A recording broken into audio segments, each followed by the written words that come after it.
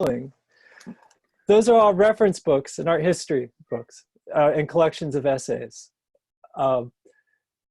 Let's see, from here to here, let's say in the mid 2000s, I was really interested in the relationship, the kind of theoretical aesthetic relationship between the philosopher Martin Heidegger and the poet Paul Salone. So let's say this section here, this is Heidegger, and this section here is Paul Salone. If anybody's looked for books on Paul Salone, you realize they're hard to find. So this is I've been building up this collection for a long time. I haven't been I have been thinking about Heidegger and Salone a bit more these days than I'd like to, but I thought I was kind of I've moved past that project. So this section here, this is Deleuze and Guattari, then Italian philosophers, and then radical thinkers such as, what's up there? Cornelius Castoriadis, Franco Bifo Berardi, Stuart Hall, like very political sort of leading thinkers. So this section here, this over here, this is Frankfurt School, like Benjamin, Adorno, Horkheimer, and then psychoanalysis. And then this section, is this okay, what I'm doing? Yeah. Head out of the way. This is phenomenology, perception theory, neuroscience. And this is kind of the shelf that I've been going to most often these days. Let's say this here, okay, this is funny. These are my Joan Jonas books. And then this is a collection of, so funny, books that Joan was reading or that related to her practice. That leads into my theater, like Antonin Artaud, Bertolt Brecht, Grotowski, and then film theory, and then technology. Shelf below, okay. You get the idea. So it's very helpful. I find, you know, the more books that you accumulate, the harder it is to find something. It's like needle in a haystack. So all of these shelves are arranged like that, just so I can find access when I'm interested. Let's say, if you notice the books that are horizontal, they're level. I level them out with coins. Let's say when I travel and I have excess like euros or something that I'll never use or I won't use for a couple of years, I use them as shim. So all the horizontal books are shimmed up levelly or level. So you get kind of obsessive, but am I too proud? No, that's great. I'm happy to have the book collection now, right? You could sell admission tickets when people are allowed back out, and we could like flip through things. And yeah, I should make an inventory, and I could just send you all books that you want to read. Yeah, that'd be cool if you trust people to return them. You know, I give out books so often. I mean, I go to this place called Book Corner. It's Friends of the Public Library. Yeah. Oh, sure. You can find, they sell books for $2, $3, and it's halfway in between my house and PAFA. So I would stop in there multiple times a week to the point that I kind of I memorized everything was on the shelves. That when new books arrived, I would know where I knew what was new. So I've been shopping there since I've moved here 7 years ago, a couple times a week. So the book collection's really expanded since then. I haven't read all of them, of course, but in this order, I'm able to have, it's kind of like knowledge at hand. So if I'm interested in something, let's say lately I've been interested in Epicurean philosophy, I can go to my copy of Lucretius, Nature of Things, or other books about sort of Greek and Roman thought, and then other writings around that. And I'm having a kind of, the library is full for my own personal interest and knowledge that allows me to kind of just free associate through text. Yeah. And whatever I feel like reading, that's what I read. And yeah. David, are you ready to get started? Yes. All right, I think we have a critical mass. So I would encourage everyone to switch to speaker view because David's going to be sharing his screen. So I'm going to do a quick introduction and then turn it over to David. And again, he'll be sharing images on his screen with you. A quick reminder that next week will be the last regular semester studio visit, and hopefully it's going to be Billy DeFollow walking us around Rare, the dump. So we'll be able to get outside virtually next week, I hope. We are going to continue programming over the summer, so you'll receive notification about that, but there will be ongoing program between now and then June 22nd. And once June 22nd rolls around, we'll be starting up programming for the low-res MFA, and you'll all be invited to those as well, so stay tuned. All right. So David Dempewolf earned a certificate in sculpture from PAFA. He has a BFA from Penn and an MFA from Columbia. He's been a resident of the Whitney Independent Studio Program and the Skowhegan School of Painting and Sculpture. From '98 to 2002, Dempewolf was a primary member of Basecamp, a collaborative team and exhibition space. He's currently the co-founder and co-director of Marginal Utility Gallery, founded in 2009 in Philadelphia. Dempewolf has collaborated with jazz musicians such as pianist-composer Jason Moran, saxophonist-composer Miguel Zidane, and is currently developing a new project with the saxophonist-composer Emmanuel Wilkins that will be performed at the Kimmel Center. Dempewolf has shown singular projects in various group shows in venues such as Green Naftali, the CAC, Whitechapel, Locke's Gallery, as well as the Oberhausen and London Film Festivals. Oops. Dempewolf has been a resident seminar critic, studio critic, and experimental video instructor at PAFA and the low-res program since 2011. Welcome, welcome, welcome, David. Thank you.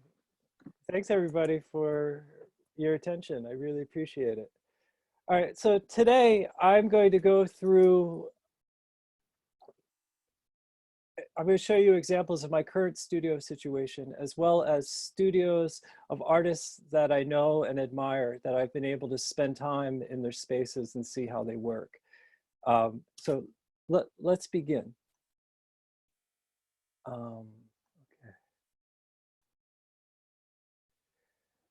All right, so I found that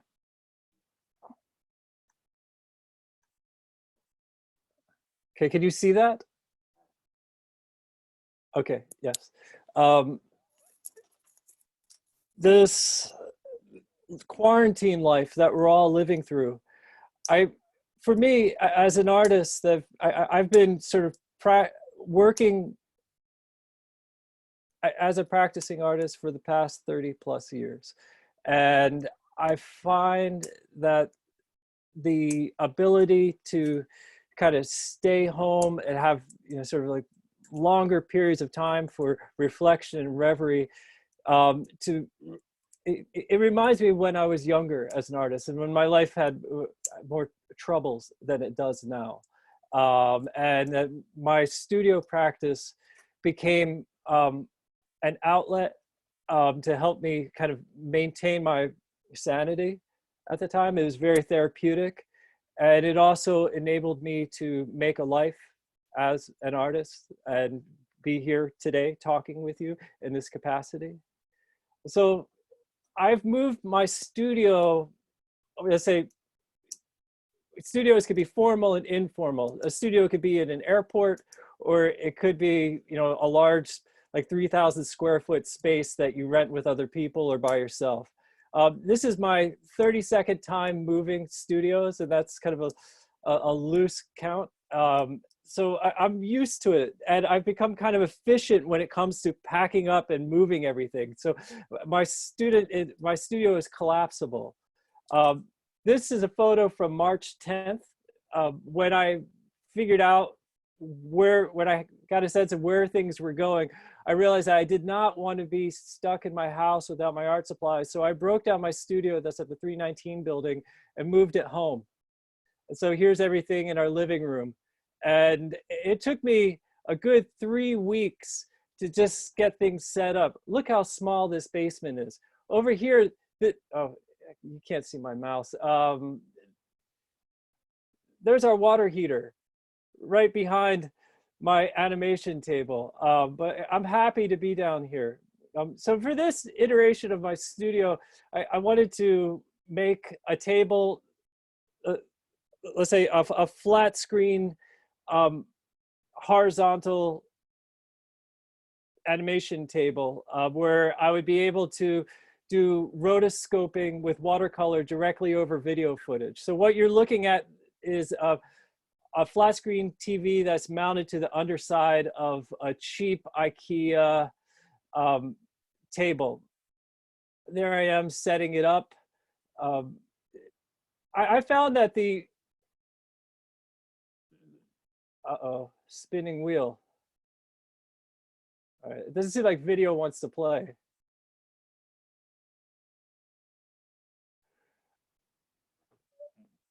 Having moved studios so often, I find it important to be tidy and mindful with the setup.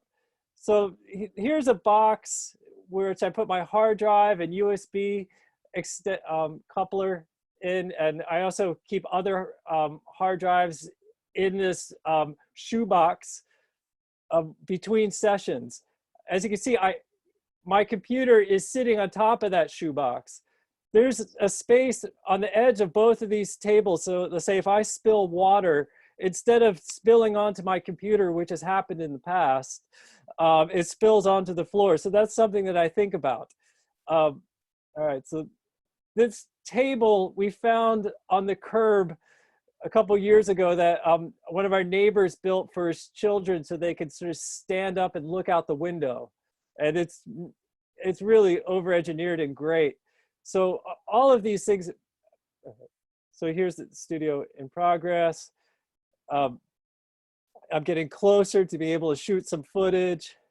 The lighting situation is difficult because it's low ceilings.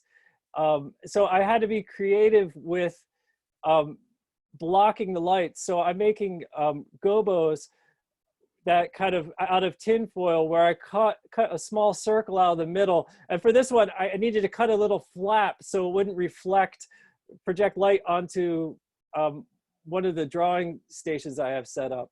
So here is a security camera that's mounted to the monitor that connects to a mixer that connects to the monitor on the underside of the table. That is, the mixer itself is connected to these flexible arms that are attached to a projector mount that I've had sitting in the house for a couple years. From the last home studio that I set up about 4 years ago. All right, so I'm getting closer. And this is what the footage looks like while I'm shooting.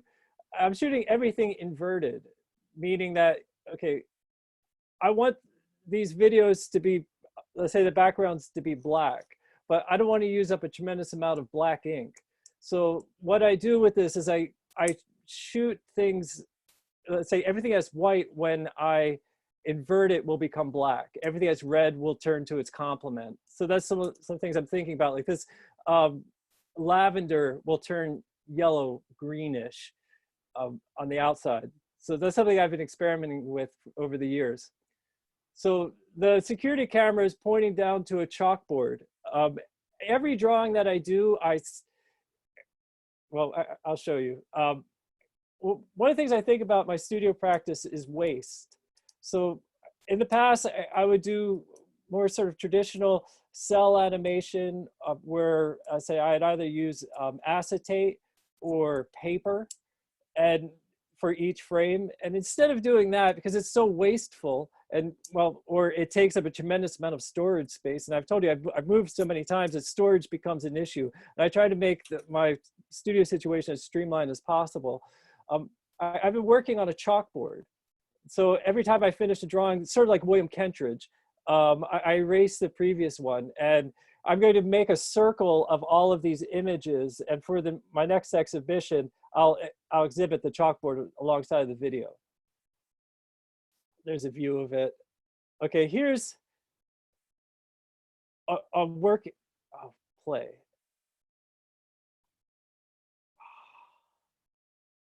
I'm sorry, the videos aren't playing. That's never good when you see the spinning wheel. Okay.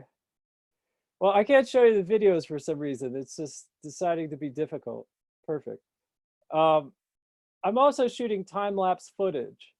This is our kitchen. And my wife, Yuka, has been really patient with me, using up the counter space, well, the kitchen space to make this. I told her that, you know, we need to suffer for art, and she's been a good sport about it. And I've been shooting time-lapse footage out the window of our kitchen for the past 40 days, a couple days a week. Like if there's sun, if it's sunny, or if it's windy, and it'd make an interesting animation, you know, a time-lapse video throughout the day, I'll shoot it. Here. Okay, so I'm gonna go back in time to I come from a family of artisans and artists. My great aunt, my grandmother's sister, my mother's mother's sister, and my mother's sister, my two aunts, used to work for this company called Beams in Trenton, New Jersey.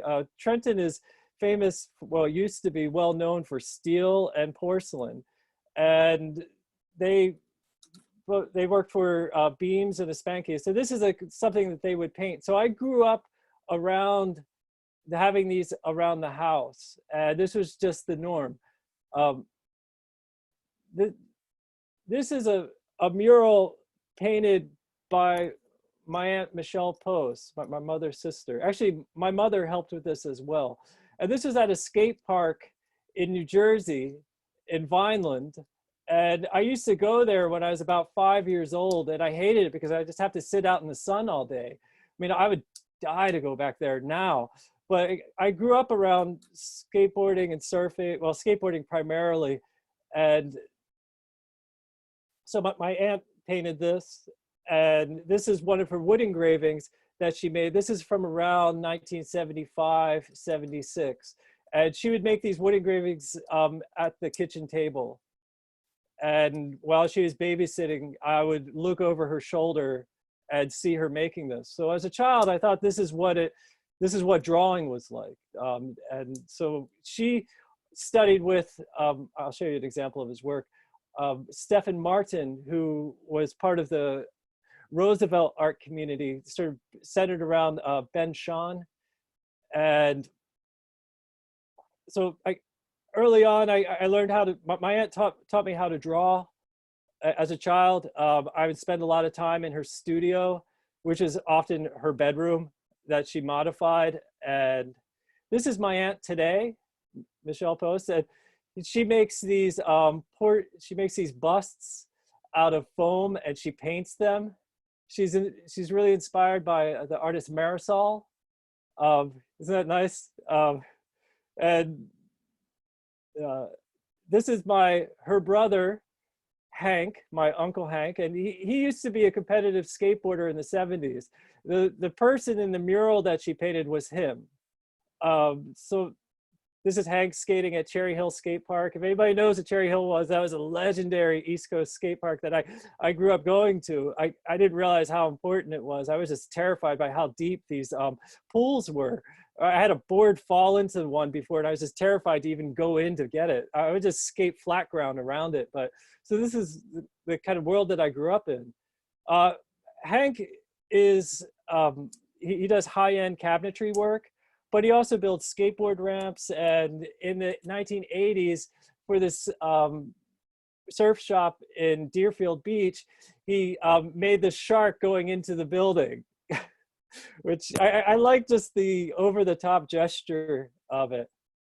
Um, my aunt Michelle, who does the sculpture, she's married to another sculptor. His name is David Caro. We've exhibited his work in this at Marginal Utility. Eventually, we'll show Michelle's work at Marginal Utility as well, but nepotism. This is nepotism as well, but it's complicated. So David installed one of his sculptures in our backyard. We have a tiny little postage stamp yard, and he was nice enough to install that. Here's a drawing that my mother-in-law did of our backyard, looking from the library window. Isn't that nice? But here's David Caro in his studio. He has a forklift in his studio to move massive crates around. And he used to, there was a bronze foundry in Trenton, New Jersey called Johnson Atelier, and they would produce large scale bronze sculpture for artists, commission work. Well, not commission, well, they would produce them for, it was an atelier for artists. And he oversaw the building of the foundry, and he kind of maintained it until it closed. So if anything went wrong with the machines, he was the one who would fix it, or he knew enough to hire somebody. He was brought in as an advisor for the Jeff Koons factory, stone carving division in Morrisville, Pennsylvania, when they couldn't figure out how to use the large CNC milling, drills. He was the one that they brought in to help advise them. So he's a total sort of shakunin. I mean, I think he's a master of his craft. And this is somebody that I grew up sort of looking at their work. This is an exhibition of Stefan Martin's prints. So Stefan Martin is the wood engraver that my aunt studied with. This is a detail of one of his prints. That what you're looking at is probably about 2.5 inches tall. And he would cut these, when he'd make these blocks, he would use a magnifying loupe to kind of focus in on the details. But as a child, I would, Michelle apprenticed with him. So when she was babysitting me, she would take me to his studio. I thought, oh, this is what you do as an artist. It took me years to kind of come to terms with what exactly Stefan was doing with his prints. And I look at his prints still to this day in awe. Okay, this is a woodcut that I made when I was an undergrad. And so this depicts me as a child learning how to draw. Stefan Martin's father was David Stone Martin, who is a kind of famous illustrator. He illustrated, he made the images for a lot of sort of iconic jazz albums in the 50s and 60s. And one of David Stone Martin's lessons was for younger artists was to draw their hand. And so that's what I was doing. So here I am drawing my hand. So this is the earliest depiction of me having some kind of home studio. I'm on my bed, right? So I'm going to fast forward a little bit. This is an image of a house that I lived before I went to college. It's in Trenton, New Jersey, and I worked in the attic, and I was allowed to just have a studio space up there. So that was my first real studio. I couldn't find images of it, but this is the closest we could get. At that time, even though I grew up around the art world, I was still pretty feral, meaning I was making it up as I went along. And I had very little money at the time, so I would hand make my own sketchbooks. And I was building up, I was young and I didn't have that many responsibilities. So I had a lot of time to make art. So running out of paper was an issue. So and sketchbooks in particular. So instead of buying a $20 sketchbook, I would just make my own. So this is the outside, I'd make this outside cover for it. Here's another homemade sketchbook. You can see they're really Frankenstein, but they worked. And here's a sculpture that I made at that time. You see, pretty feral. It's called Red Man. Yeah, there's me. Got a reddish. Yeah, And okay, at that time, so I'm going to show you some drawings of, I lived with my aunt for a little while, but I was kind of homeless at the time. I moved in with my aunt to take care of my grandmother who was dying. And when she died, I wasn't ready, like financially and emotionally, to go back to school. So I was just kind of floating. And I found myself like couch surfing and staying with friends. One time I lived for 4 months, I lived above the Washington's Crossing Inn, which is a really great time for the studio. But these are drawings of these kind of temporary makeshift studios that I'd find myself within from that time. This is my friend's house. This is from the Washington's Crossing Inn. It was just a tiny single room with a bathroom attached to it. And I had a tremendous amount of time just to draw and experiment. I was looking at, I was just kind of starting to internalize the lessons of abstract expressionism. And I was putting it to use, and I was really experimenting. So you can see the easel in this drawing. I didn't really have that much to make drawings about, so I would just draw my environment. That's the messy room. So that you can see the easel in the corner. There's a pot on the floor in the chair. This is from a studio. This is a basement in a studio in West Philly from the early 90s. These are other like messy studio drawings. And eventually, well, by 1994, I enrolled at PAFA. And so in the bottom right-hand corner, that's me with short hair. On my shoulders, that's Marc-Andre Robinson. We're going to see his studio in a little bit. And on my right is Seth Kam. This is my first semester at PAFA. You see how green and optimistic I am. This is the drawing where I kind of cut loose. I was really frustrated with, not frustrated, but I was a little exhausted by some of the rigors of the cash drawing classes where you had to measure everything first. And I just wanted to kind of go in on my own time and draw these wrestlers in a much more kind of open manner. I see there's a, this is this is a sketch for a large woodcut that I was making at the end of my second year at PAFA. This was in my bedroom. You see, I had sawhorses and a 4x8 sheet of birch, not birch, maple? Ply.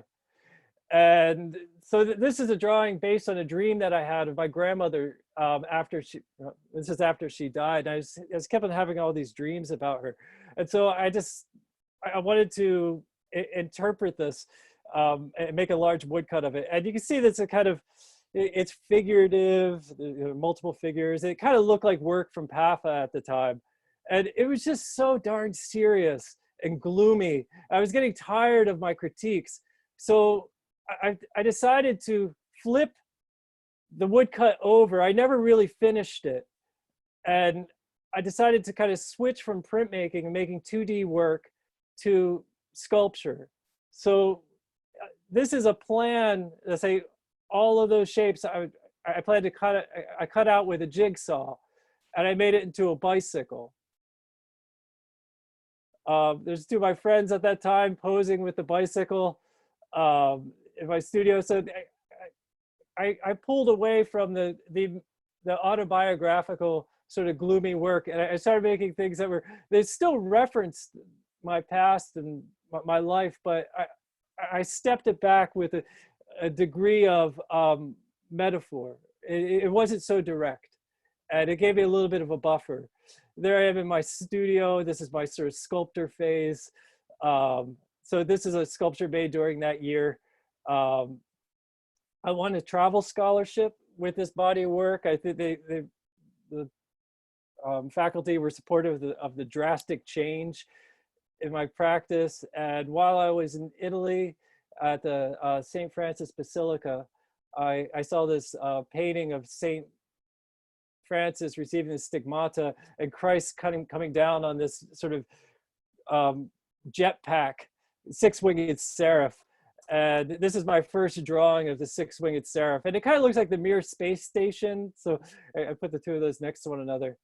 With that, I decided to make a massive version of it when I came back to the city. So this is my studio for my fourth year at PAFA in the undergrad. This is a composite of in the wood shop. You can see it was hitting the lights. The thing was just so large. I wanted to, let's say, the work that I made in the third year was dealing with X, Y, Z in a planar through planes. And with this, I wanted to deal with mass and volume. So I wanted to make these large, like volumetric polyhedrons. So this is the final form of it. After I graduated, a bunch of friends and I, Scott Rigby, Lee Stevens, Justin Matherly, decided that we wanted to find a large loft space in the city and just start working side by side, because our work already looked like one another's. That's kind of a collection of our work next to one another up there. And we wanted to just kind of we wanted to spend more time together. So we were able to rent this massive space on 7th and Chestnut for, this is 1998, for $1,300 a month.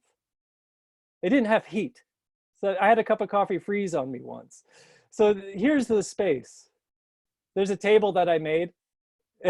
It's ugly, but it worked. We needed a large table that we could meet, have dinner together on. This was the second floor. There's between haircuts, we cut each other's hair. It was real kind of youthful communal living.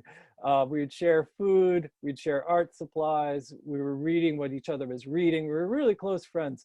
And this is wonderful environment that synergy started to happen between one another. Oops. So here's a space. This is kind of what it looked like when we moved in. And we realized that we could do large-scale collaborative projects together. So this is our second large-scale project called the Hegemonic Bar. And this is made with leftover plywood from that was in the space. It used to be a rock climbing studio. When they left, when they moved out, they didn't want to take the plywood with them. So we were able to use the 2x4s and 4x8 sheets of 3/4 inch ply to build this. This is another show we did called Stunt Double. And this is one of the last shows we made, is that in the Morris Gallery. It's called Dirty Deeds Redone Dirt Cheap. And it was sort of looking at, it was looking at PAFA's challenging history. And a lot of the criticisms that people have of the program today, we had of the program then. But I have to admit, the school's got a lot better than how it was when we were students. So I'm not going to get into detail. After I'm fast forwarding. Base camp eventually kind of fell apart. We were just too young and stupid to keep it together. I decided to apply to graduate school. I went to Columbia.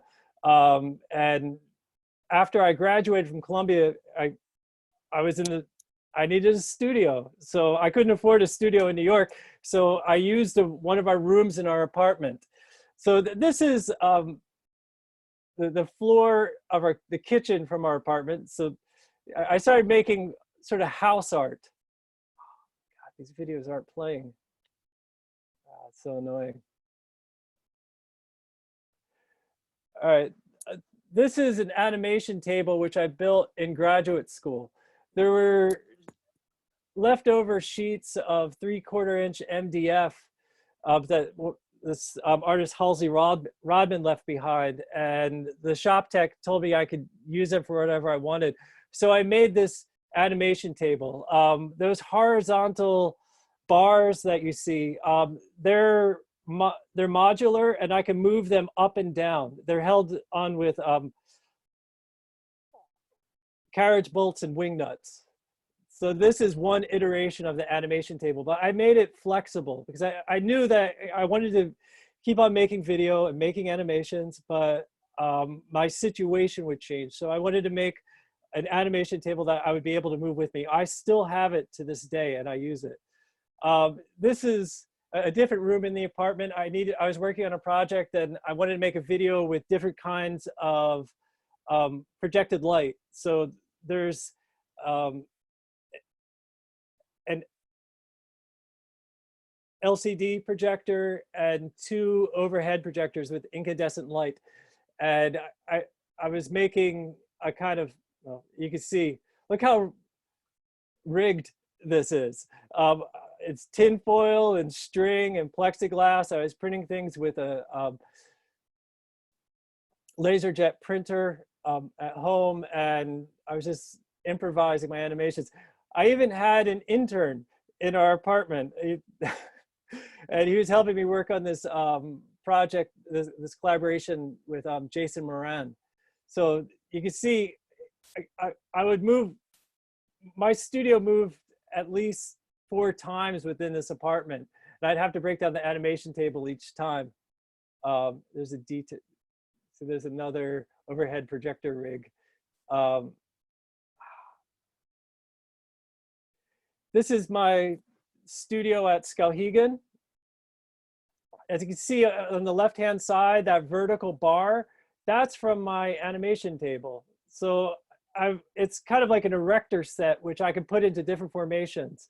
I needed to make a dark space because the studio that I was in had windows and I could only animate at night. So that was, I was losing a lot of time. So I made like a little dark booth that I would spend hours within. That's Skowhegan. From there, I started traveling quite a bit with a project with Jason Moran, but I'd also travel with the video performance artist, Joan Jonas. So this is when I was with Joan Jonas in Berlin. This has to be around 2008. And I had a lot of doubt. I mean, we were there for 2 weeks, and I had days where I could just be on my own, just walking around Berlin, which I liked, but I wanted to get back to work. So I set up a studio in the hotel. So this is a hotel studio. This is a temporary studio at a residency in Warsaw, Poland. You can see I set up an improvised animation table with a tripod and a flat screen. It's an iteration of what I'm working with right now. It's like the first time I really started experimenting with that. And I borrowed a flat screen from the monitor, from the museum, and it was all favors. So while I'm traveling, I say if I don't have a project to work on, if I don't have the means, I'll work in my sketchbook. So I was planning out the shots for a video that I was working on. So this is all the planning stages. So whatever situation I'm in, I try to adapt. Like if I don't have, look at this is crazy. I wish I got into my project as much now as I did then. This is an airport studio. I had a 13-hour layover in Dublin. This is after traveling with Jason Moran. We were out for a month on tour, and I just couldn't wait to get home. And when I arrived at the airport, they told me I had a 13-hour delay. So I made the best of it, and I got a lot of work done that day.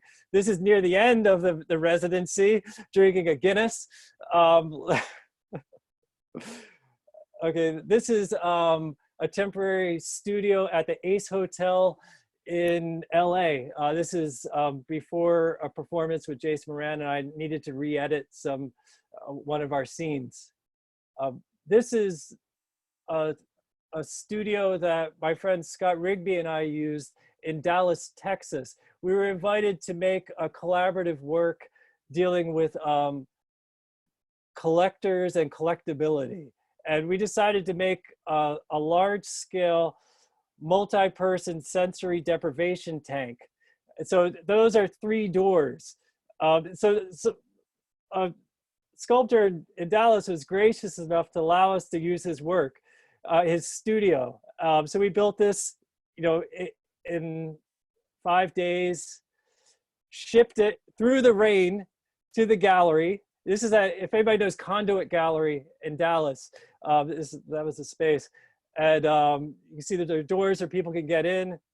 And it was packed with biodegradable packing peanuts, and you would just float on the inside. But I mean, we thought it was funny to have a sensory deprivation tank within a art container, like an art crate. So yeah, talking about commodification of everything. Eventually, I was able to move back to, well, not move back to, but after living in New York for 7 years, my wife Yuka and I wanted to, we missed Philadelphia, but what we missed about it was not only the art community, but having access to large, cheap spaces. So we took over the lease of the Basecamp space, and we just started doing programming again. And here we had a full wood shop. Well, not full wood shop, but we had a table saw with an extension. And so that, there's our intern, Daniel Finch, and that's Yuka Yokoyama, my partner. We made a large cardboard cutout of a car. After cutting the foam, you see the whole wall was covered. And another friend, Michael, he's painting bricks. We built these large platform stations. One day we built a ping pong table. It didn't work out as well as I wanted to. It didn't have the right kind of balance. We'd have public events in our space. This is an internal event. All the people that had studio spaces, we would do, we'd present our work to one another. In this space, I set up a temporary studio. As I said before, they didn't have heat, so I had to encapsulate everything in plastic. So we had to build shelters with space heaters inside of it. So this is one of my temporary spaces. But once that warmed up, I was able to have friends over, and we started Marginal Utility in this space, but we also launched a project called Machete, which was a publication and discussion group in the city. So this was the first like Machete pre-planning meeting in the studio. September of that year, we moved to the 319 building.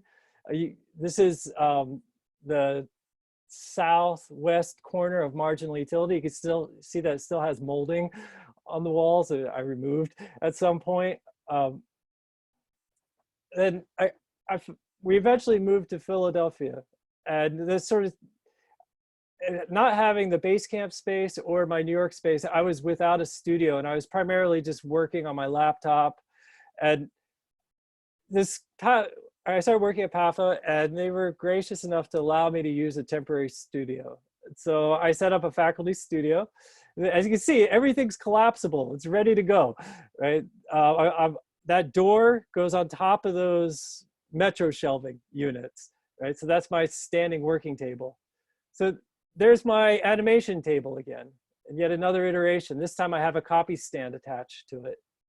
So this is sort of the situation which I use now, although I haven't been using the, let's say the grid work. I'm just using the table itself. I set up my paintings in there. Well, since I was at PAFA, I thought I should make paintings. So these are my watercolors that I was making at that time. And since I had a large wall, I spread them out and based on a gradient that if anybody's interested, I'd be happy to talk to you about. Sometimes I get to use the gallery as a space to say, if we don't have a show, or let's say if somebody we had to cancel a show in January, and I had 2 months to work in the gallery. So I'll use that as a staging space sometimes. This is right here with this image. This is the kind of the beginning of my current studio at the 319 building. It's kind of a tree house. I'm sure a bunch of you have seen it already, but this is it being built. there's my collection of tangled extension cords. I'm really particular about coiling cables, and I made this mess. Anyway, I was just so upset and just let down with myself that I allowed this to become such a tangle. Okay, so here's the first iteration of, let's say, my 319 studio. I have two projectors, one mounted below the table and one mounted above, and I was projecting from both directions and animating in between. I paint on that illuminated rectangle. My brushes, they're setting it up. I also use those flexible arms that you saw in my basement studio to do stop motion animation with, let's say, security cameras. So I will sort of move this, these two arms and the flexible head on this to get different scenes. So I'll do stop motion animation with that. Here's my collection of old hard drives. I've accumulated over 20 hard drives.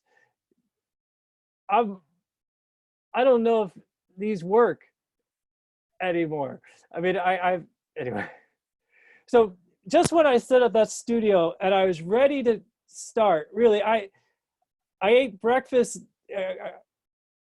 my first day working in the studio. I ate a really good breakfast, and I was just dying to get in there to dive in. And my friend called me and said that there was a fire at the 319 building.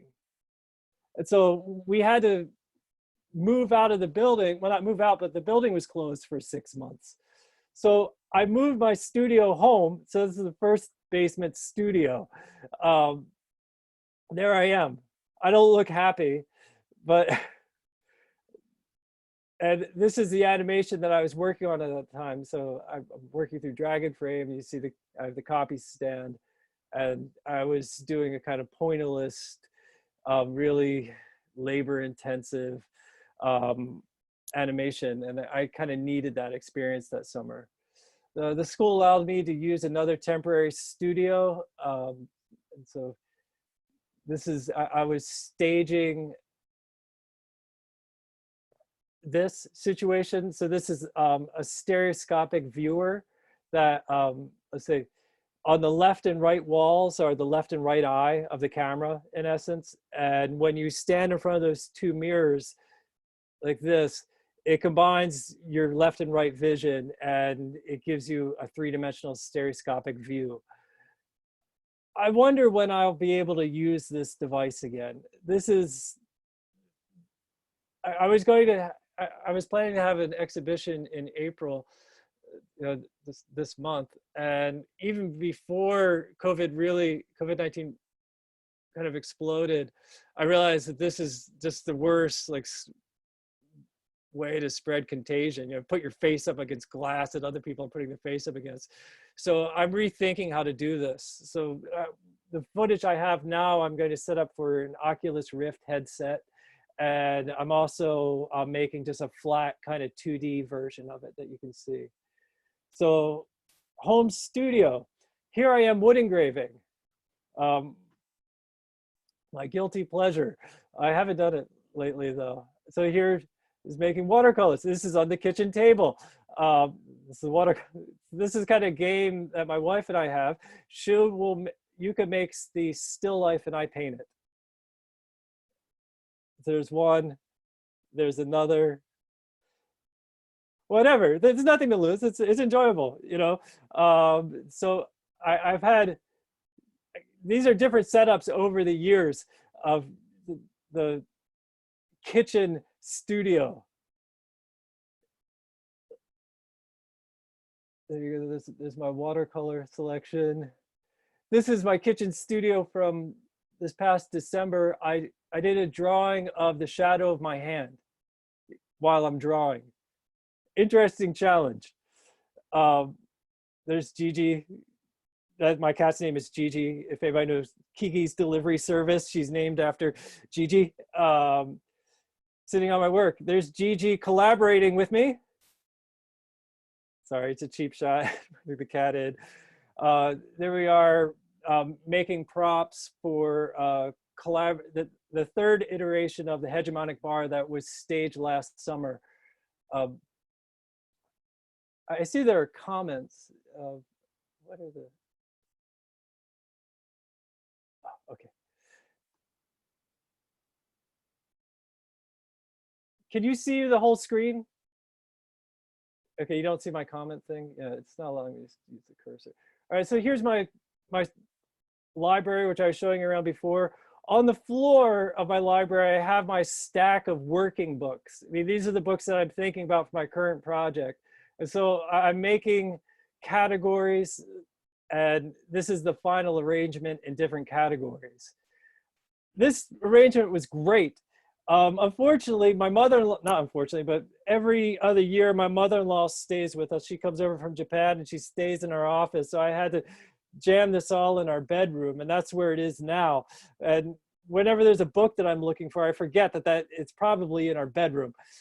Okay, so the 3D footage that I would shoot, let's say I shot around 2015, I would use 2 GoPro cameras. And so I wanted to make some skateboarding footage. So there they are mounted to my hat. Here I'm shooting footage in the woods at Love Park, Lemon Hill. And now this is Yuka shooting stereoscopic footage in the garden. And okay, eventually I was able to go back to my studio. And the nice thing about the studio is that I'm able to kind of look into the gallery. The gallery ceilings are 13 feet high, and the studio wall that I built is about 10 feet high. So there's about 3 feet that I can kind of peek over into the space. And I love that, because I can, whatever's happening in the gallery, I can pick up on that energy and bring into my practice. So this is Jim Grilly's exhibition. This is a performance. I was documenting it from the studio. This is a performance this is a rehearsal for a performance by Martha McDonald. I ran the show for my studio. That's Modal 8, that's VJ software that I use for performances. So during openings, I can hide in there, to take pictures of people. This is a show with Alexander Cheeves. This was up in November and December 2019. This is Gabriel Martinez, his Bound to the Past exhibition in September last year. This Gabe getting close. So here's a sketch for the flat screen multi-plane animation table, which I use. What my sculpture sort of apparatus sketches are always so bad. I have a hard time thinking and drawing at the same time. I can draw from observation, but whenever I'm drawing a sort of 3-dimensional object that I want to build, it always comes out so rough. So this is my animation table again. So here I'm experimenting with ink and water. And this is watercolor above. So the top layer is watercolor on the plexiglass. Well, I use a kind of acetate that you can paint watercolor on.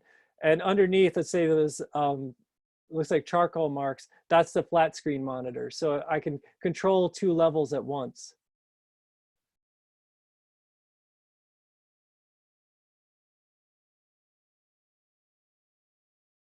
There's, just give you a sense. So these are pastel drawings that were made on the chalkboard. I eventually erased them. Let's see, with a watercolor acetate apparatus, I was experimenting with stencils, and I would do a red, green, blue stencil. So this is after the green. So you see how it builds up on the surface. You see how I make the stencils. I just put the acetate right over the flat screen and trace it. and to cut the stencil, and they would bleed out in such an interesting way. Sometimes, let's say during openings, kids make their way up into my studio. They love it. It's a tree house, right? So it's not a problem, but sometimes let's say that chalkboard that I have, there are finger marks going across some of the drawings. I found a Sharpie marker on the lens of a projector. Anyway, I was able to clean it off. I wish I could show you this video. This is a kid just kind of going crazy in the space. I love the energy. All right, it's not. Okay. This is looking down from my studio into our office space. I often have friends over, or let's say this is during an opening of Hong Bick Vernon's exhibition that's still up. And this is Hong Bick talking to some young artists. There's Yuka my wife, helping me with a project in the space. These are other iterations of the animation table. But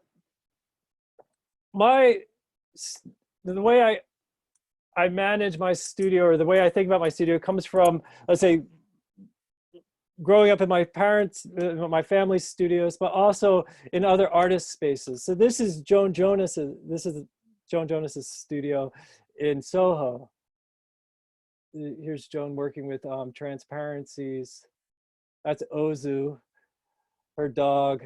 Let's see, that chalkboard, the freestanding chalkboard, I built that for her. A lot of the things that we were working with at that time, I would fabricate, or we'd have other people fabricate on designs that I would sort of help her come up with. So here's the tray that the animation is held in. I mean, whatever, the tray of the chalkboard. I see that we're running out of time. Should we?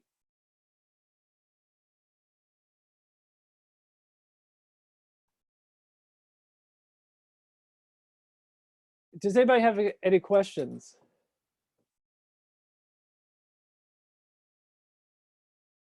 Sorry for ending so abruptly.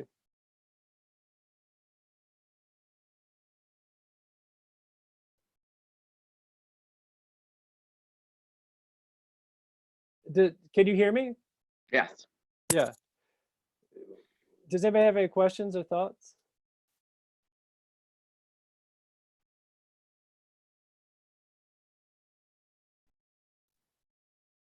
Okay. I mean, I think it's like super inspiring to see how much you've been able to adapt to move your studio and like continue your practice no matter what. That's pretty awesome to see. Oh, thanks. Yeah. Also, David, it was I'm great to see that you managed, I think, to get through your 300 images. I didn't think it was possible. I didn't. Oh, you didn't? No, I have other artist studios I want to show, but another time. Can we do a part 2? I'd be happy.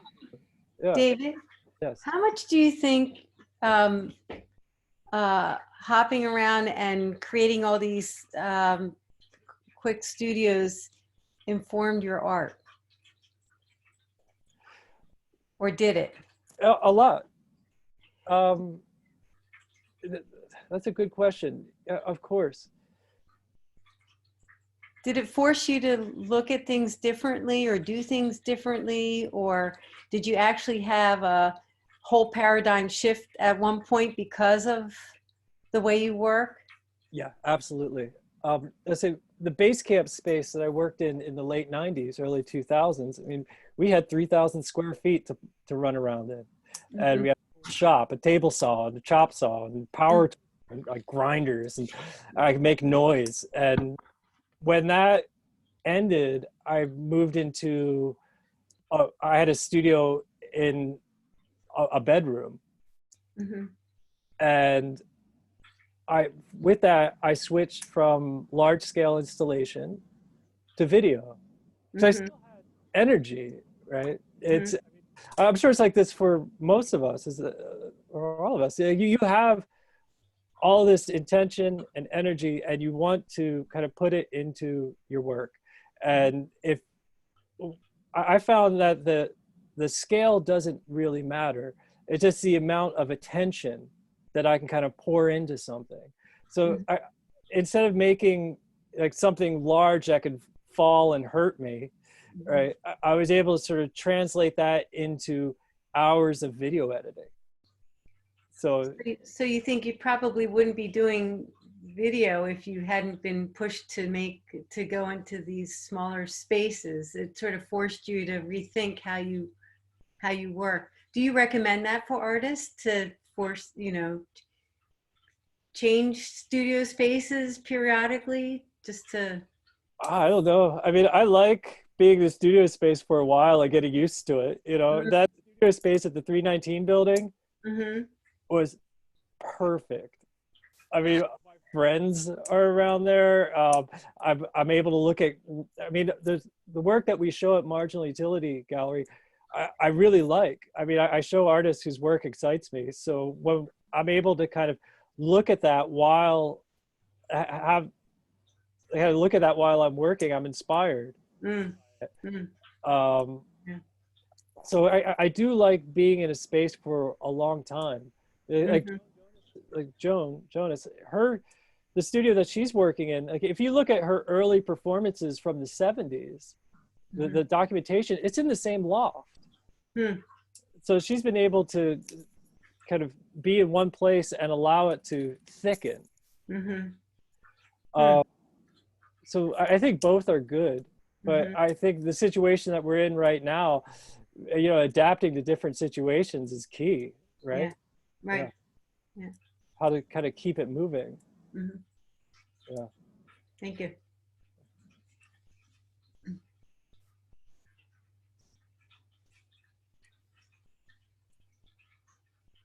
Cool. All right, David, this was great. Thank you very much for doing it. Thank you so much. Thanks so much, guys. Thanks for your attention. Thank you, All David. right, Go down memory move lane. on. Okay. Bye. Thank you.